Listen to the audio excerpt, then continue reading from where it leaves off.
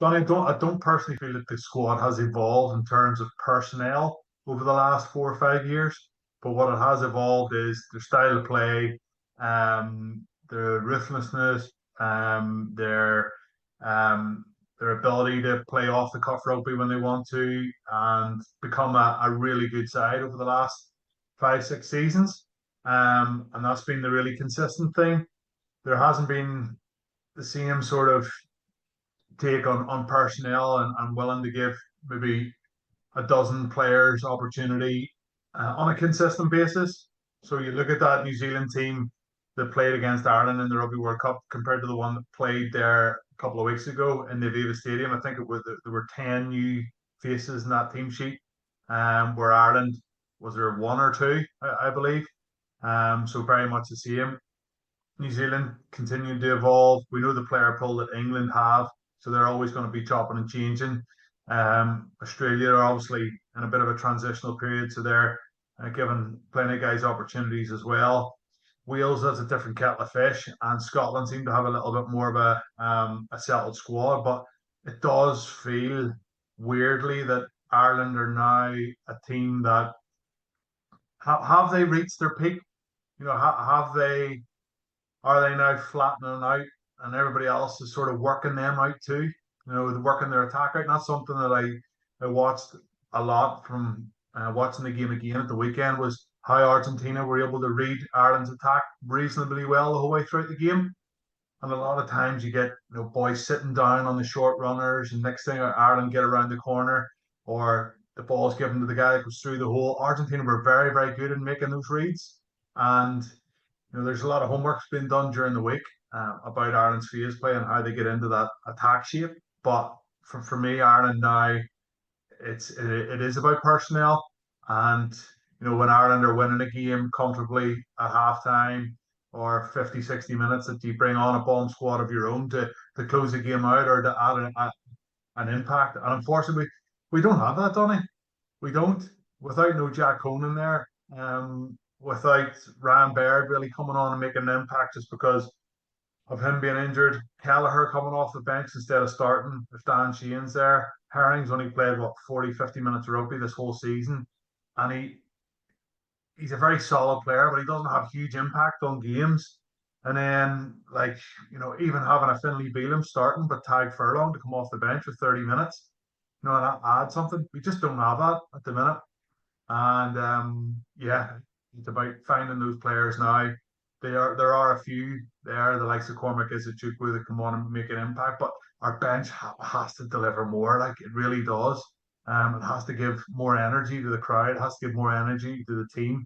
And more importantly, it needs to make a dent in the opposition who offload their bench at usually the same time. So that's the worrying thing for me over the last couple of weeks is seeing an Irish side not pull away in games, and if anything, the second half, well, it has done, especially in the New Zealand game. The second half closed down on them, and they didn't have the personnel to make a few more dents in the opposition. So yeah, plenty to ponder for Andy Farrell and the coaching staff, but the strength and depth, as we've talked, Tony, we talk about this every year, like about the strength and depth, but Ireland have just been so good. They've been lucky enough with key injuries, and they've just kept pretty much the same team. And if you look at a 27 Rugby World Cup, what does the Ireland 15 look like? The strongest 15. I'd say it's not too far away from what the team was at the weekend. So do you continue putting your faith in those guys, or do you start bringing in three or four different guys for the Six Nations and over the next couple of weeks?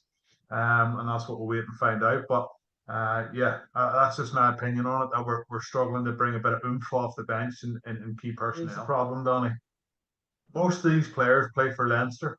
Okay, so when Leinster play in the really big games in the Champions Cup or in the URC, it's pretty much just 12 or 13 of the starting players that play for Ireland.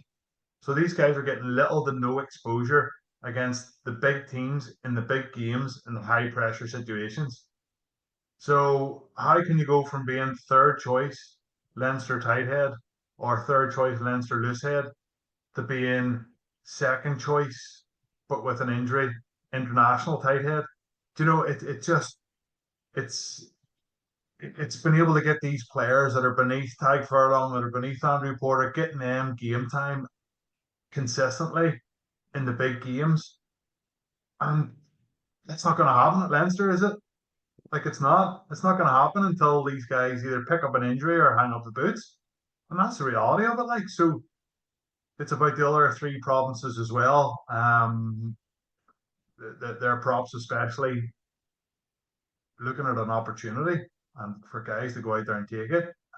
We've seen that with Finlay Bealham over the last couple of weeks. He's went okay, but there's other guys who hopefully will get an opportunity over the next couple of weeks or over the next year, and it's about going out there and taking it. But yeah, it's really really difficult for guys to get better and to become fully fledged international props or second rows. Look at the second rows. Like you've James Ryan as a one of the main second rows, and Tag Byrne as second row, and like so if you're a second row in Leinster, like you don't have to wait until I'm sorry, Big Joe McCarthy. Unless one of those two guys are injured, you're never getting a game in a Champions Cup quarter final or a URC quarter final. Like it's mental, like.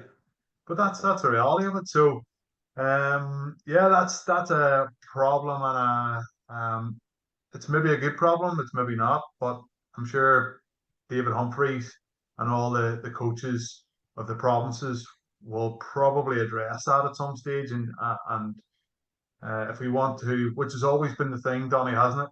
Around the four provinces, we always contribute to making this Irish team better. And the player management and looking after guys getting into big competitions and after big competitions that there's the rest periods and so forth.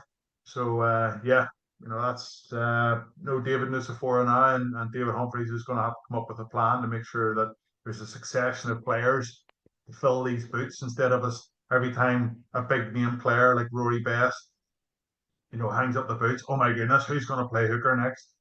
Okay, all right. Dan Sheehan was fantastic. He's done very well as a serious athlete and maybe should have got in there slightly earlier. But then Johnny Sexton retires. We're still wondering who the best 10 is. Now, when Ty Furlong retires and Andrew Porter and Josh van der Fleer, he'll be 34, 35 in the next Rugby World Cup. So we need a succession of players to continue to evolve, and that's something that the RFU have got to work out. No, definitely not. Obviously, Fiji played pretty well during that Rugby World Cup as well, didn't they? And a big win against Wales, and they will just be enjoying themselves. You know what they're like, the way they come together on big tours, and they enjoy each other's company very much, and they'll be really excited about getting to Dublin. Genuinely excited about the opportunity that awaits them in the Aviva Stadium. I'm going to be really interested to see how many fans and supporters turn out on a Saturday afternoon. What is it, 3 quarter past 3 kickoff? I hope everybody gets behind. Some of these guys are going to be throwing an opportunity. I think Sam Prendergast will probably start at 10. I'll be interested to see which Fijian runs down his channel in the first playoff at the top of the lineup, but that'll be worth the entry ticket alone.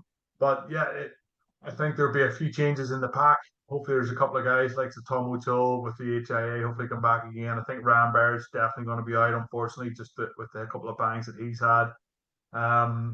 Greg Casey hopefully get a start at 9. Keep the zip and the tempo in the game. Will Bundy Aki come back in the centre? Maybe not. Stuart McCluskey might get a run. Somebody who's been out in the wilderness so far in this autumn nation series.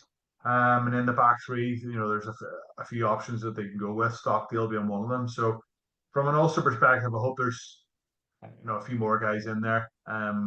Either way, I still fancy them to beat Fiji. But if Fiji turn up like they did against Wales for large parts, it won't be as easy as previous meetings we've had against Fiji. They're a much better coach team. Their set piece during the World Cup was a lot better, so much better. And if Ireland do make a raft of changes, expected to be less than that 19-point handicap. So it wouldn't surprise me if they go stronger than we all think, Donny, with their team selection. But let's look forward to Friday or Thursday afternoon when it's announced, and we'll see who's going to take the pitch. Yeah, he's as my mother would say, there's not much meat in those bones. What? he's got so much time to to put a bit of size on his frame. He is obviously he's got like a little gangly, which isn't a bad thing. There's long arms, long enough legs. Um, he doesn't seem to like be sprinting around the place. He's very controlled in everything that he's doing, which for me is he's thinking the whole way around the pitch. He's not wasting energy. Generally, he does make the right decisions with ball in hand. He loves that double pump and then just at the last minute making the right decision, whether it's out the back or the short ball or a kick pass or whatever it may be. And yeah, hopefully he does get an opportunity here against Fiji, and maybe Frawley will be brought straight back in. We're not really sure. The 10 debate will continue, but yeah, he is a slight guy. And if you were playing in a Rugby World Cup quarterfinal, semi-final against South Africa or New Zealand, and you had him coming off the bench, that as from an opposition point of view, you would 100% be targeting that channel a lot during the game. So I'm sure it's an area that the S&C coaches will be working hard with him.